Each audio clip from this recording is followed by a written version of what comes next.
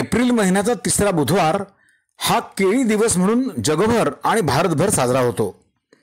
केळीचे आगार म्हणून ओळखल्या जाणाऱ्या जळगाव जिल्ह्यातील रावेर येथेही केळीचे आणि केळीचे ज्यूसचे वाटप करत केळीच्या घडाचे पूजन करत शेतकऱ्यांनी हा दिवस उत्साहात साजरा केला। जैन इरिगेशन जळगाव आणि अखिल भारतीय केळी उत्पादक महासंघ यांच्या संयुक्त विद्यमाने रावेरच्या पीपल्स बँकेजवळ एका कार्यक्रमाचं आयोजन यानिमित्त करण्यात आलं होतं। अखिल भारतीय केळी उत्पादक महासंघाचे अध्यक्ष भागवत पाटील, माजी आमदार अरुण पाटील, ज्येष्ठ केळी उत्पादक शेतकरी हरीश गणमाणी, RG पाटील, रामदास पाटील, विशाल अग्रवाल, प्रेमानंद महाजन, प्रशांत महाजन, सोपान पाटील यांच्यासह असंख्य केळी उत्पादक शेतकऱ्यांच्या हस्ते केळीच्या झाडाचे आणि घडाचे यावेळी पूजन करण्यात आले। येणाऱ्या जाणाऱ्या शेकडो स्त्री पुरुष नागरिकांना, शाळेतील विद्यार्थ्यांना, शेतकऱ्यांना यावेळी पिकलेली केळी, केळीचा ज्यूस आणि केळीचे महत्त्व सांगणारे माहितीपत्रक यांचे वाटप करण्यात आले।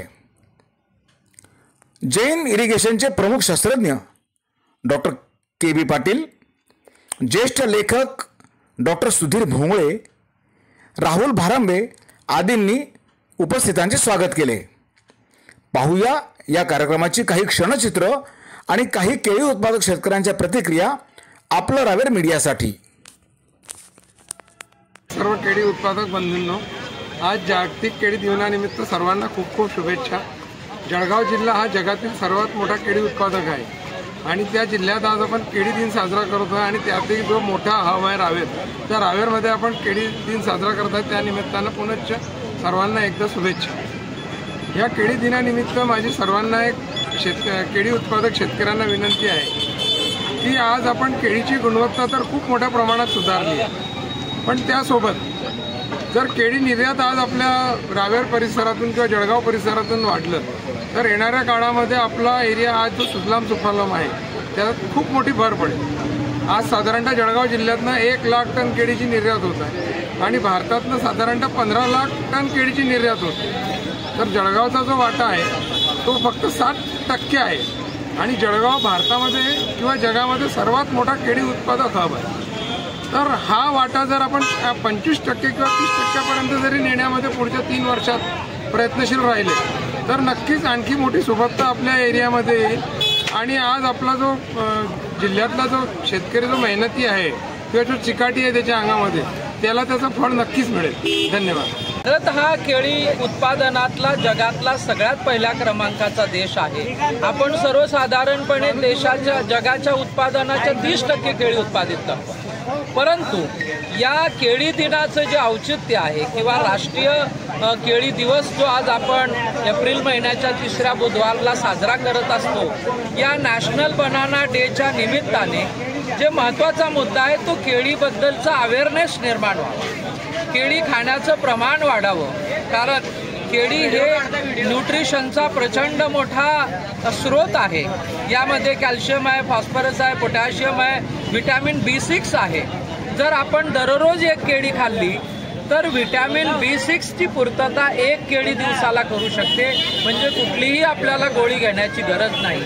आणि म्हणून फक्त केळी, फ्रेश केळी आपण खाण्याचा विचार न करता केळ्याचा मिल्कशेक या ठिकाणी आज जो जैन इरिगेशनच्या माध्यमातून आपण सर्व नागरिकांसाठी बनाना मिल्कशेकचं वाटप या ठिकाणी केलं आहे। अप्रतिम अशी मिल्कशेकची डिश बनते आणि म्हणून केळीचं कन्झम्पशन वाढलं पाहिजे। परमेश्वराने दिलेलं गॉड गिफ्टेड पॅकेजिंग हे फ्रूट आहे।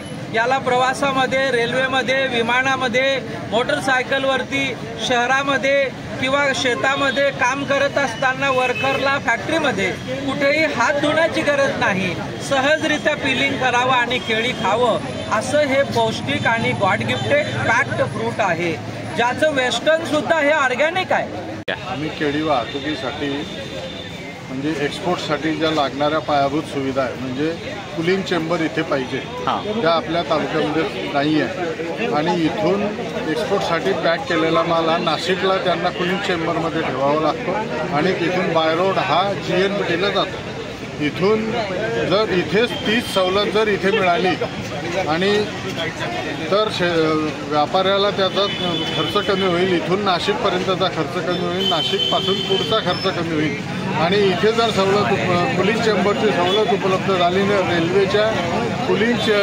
कंटेनरमधून जर ही वाहतूक सुरू झाली तर GNPT-पर्यंत रेल्वेच्या वाहतुकीचा खर्च कमी होईल आणि तो पर्याय हा शेतकऱ्यांनाच फायदा होईल. नाही मग यासाठी केंद्र सरकारने पुढाकार घेतला पाहिजे आणि ह्या सुविधा व्यापाऱ्यांना, एक्सपोर्ट करणाऱ्या व्यापाऱ्यांना तसंच एक्सपोर्ट करणाऱ्या शेतकऱ्यांना उपलब्ध करून दिल्या पाहिजे. यासाठी वारंवार आम्ही लोकप्रतिनिधीकडे पाठपुरावा करत आहोत. लोकप्रतिनिधी त्यात प्रयत्नशील आहेत, पण अजूनपर्यंत त्याला यश काही आलेलं नाही आहे.